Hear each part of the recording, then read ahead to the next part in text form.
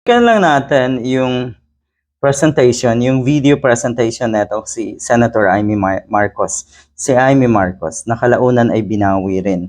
Ginustify pa ng gunggong na si Amy Marcos na kaya daw niya ginawa yun ay para daw magbigay ng commitment etong mga Senate minority na yung commitment na hindi daw sila papayag sa chacha at sigurado daw dapat na matuloy ang eleksyon.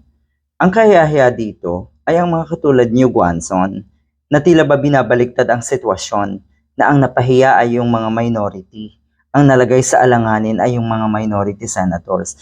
Na kuno ang nautakan ni Amy Marcos ay ang mga senators na nasa minority. Mali, baliktad.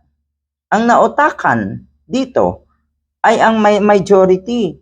Ang totoo niyan, mukhang ginamit lang si Amy Marcos ng majority senators. Ginamit si Amy Marcos. Nagpagamit naman ang hangal. Akala nyo talaga mauutakan nyo, maiisahan nyo ang Senate minority. Hindi.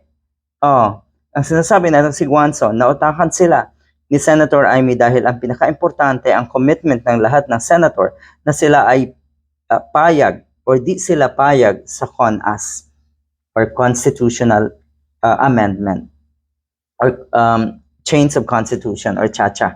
Hindi daw sila payag. Yung commitment daw nila. Talaga lang, sino ba yung nagsusulong ng CHACHA? Di ba sinabi na ng mga Senate minority senators na wala ni isa sa kanila ang sang-ayon sa CHACHA. Tapos ngayon, sila yung nautakan. Bakit? Sa bagay, mahilig naman kayo dito sa mga ganitong sitwasyon eh.